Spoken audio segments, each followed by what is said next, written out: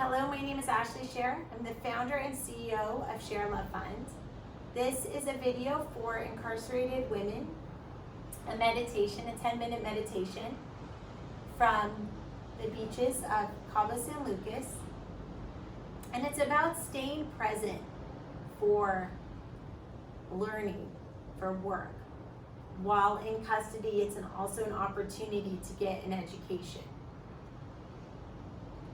Research shows that our minds stay on the task at hand, the happier we feel, regardless of what the actual task is. So it's really hard to get in the mindset to study when there's a lot of uncertainty going around.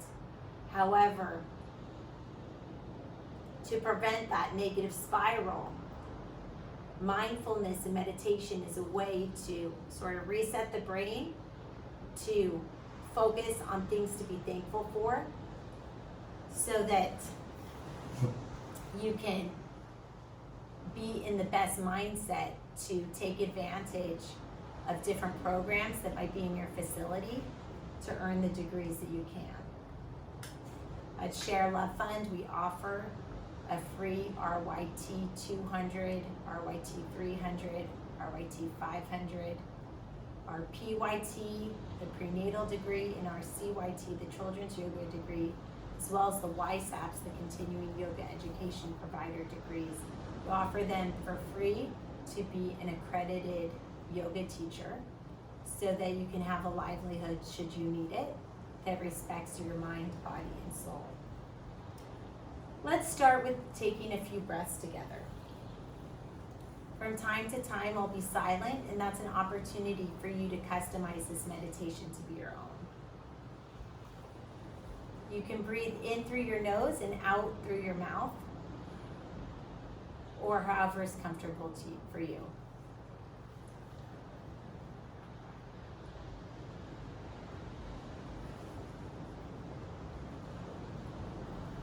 Now take a few moments to really settle into a comfortable position. You could be seated like I am, or lying down, or even doing this as a walking meditation. You can use the technique of a body scan, using your breath to concentrate on your foot, breathing into your foot and then relaxing it, breathing into your ankle and then relaxing it, and so forth, all the way to the crown of your head. You can pause this meditation and do a full body scan to sort of get yourself into the mood if you would like a longer meditation. We could limit these meditations to 10 minutes because of file size constraints. Let's just take a few moments to listen to the sound of the waves behind me and get into a deeper state of relaxation.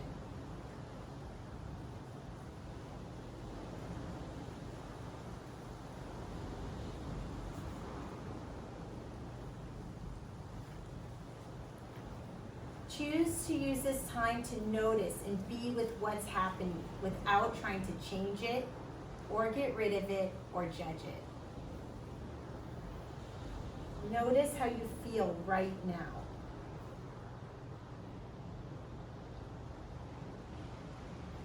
Use your senses to explore this moment.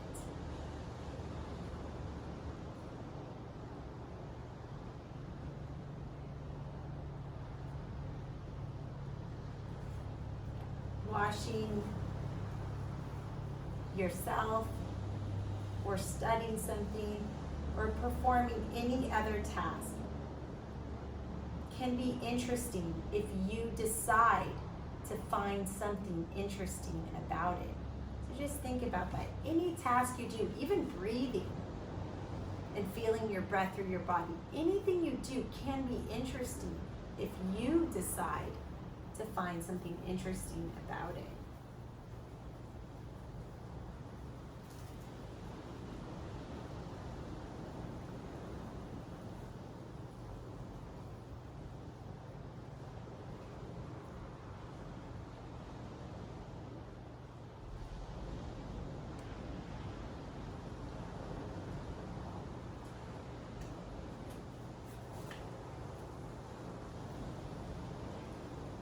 ask yourself, what can I be interested in right now? What are my senses telling me? Whenever your mind goes back to this boring mode, oh, I'm so bored, because when it gets bored, sometimes it starts worrying. You can see if you can notice that as only a thought and then come back to the physical. The reason why in yoga we say be present is sometimes being grounded in the physical, like I'm washing my face and I'm interested in this, like I feel my skin and I'm thankful that I have the sense of touch. When you bring yourself back to the present, it stops your mind from wandering. When you stop your mind from wandering, sometimes it's you feel better than when your mind was worrying about something you can't control.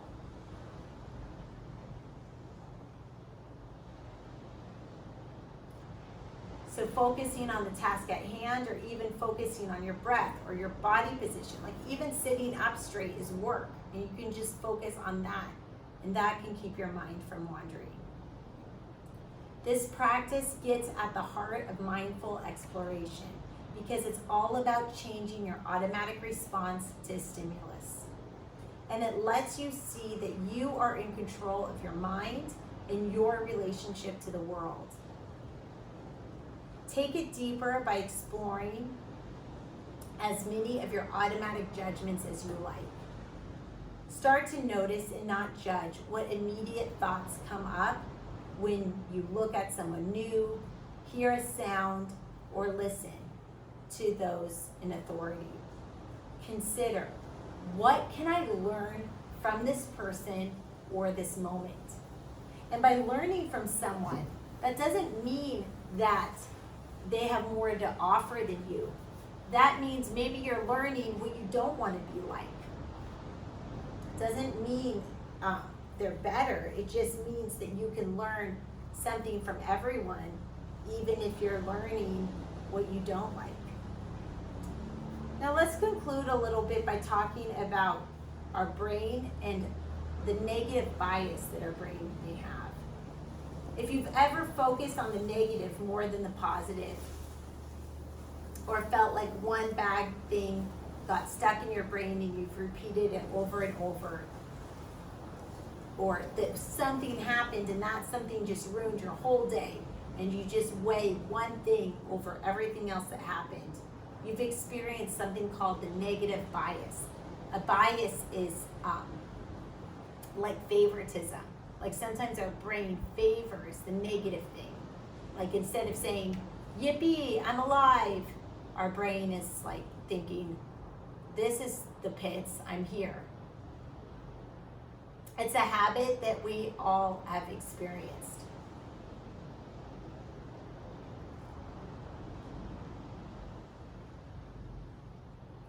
It's a habit where we all see, focus on, and remember the negative more than the positive. It's actually hardwired in our brains. Like from the moment we were born, our brains kind of like automatically went to expect the worst. Our ancestors needed this to adapt to their environment in order to survive a very dangerous environment. So, like for example, I'm sitting next to this beautiful plant. I'm not thinking, oh, this flower is so pretty. I'm thinking, I hope that there's not an iguana in it while I'm reading this meditation. I hope an iguana doesn't just like come up on top of me because I saw an iguana earlier. And so that's something with the negative bias. Like why, when I see this flower, why should the first thing be like there might be an iguana hiding in there? Instead of saying, wow, what an incredible magenta color. I'm so lucky, but I'm not thinking that. I'm thinking about a possible iguana. So that's the negative bias. Our ancestors' brains and ours developed an uncanny ability to look for and respond to threats, which would activate the fight or flight mode. They mistook a rope for a snake. If they were on the edge, they didn't feel safe. If they would think, oh, this harmless rope is a snake. Our brain actually looks for the negative constantly to protect us. Except in a custodial environment, that's not really helpful, because we really need the brain to try to find the positive, try to find the silver lining in the situation, try to make lemonade out of lemons. What this means is that you don't have to blame yourself or feel like something's wrong with you if you see the bad more than the good. It's not just you. It's something that all people struggle with. And you can train your brain to counteract the negative bias by being mindful, practicing thankfulness, and seeking out the good in your life in the world. One thing that helps me is service to others. When you start worrying, or not worrying, but when you start actively doing things to help other people, kind of gets you out of your own hump, and it also builds self-esteem. The more you focus on and look for the good, the more you train your brain to see it like a habit.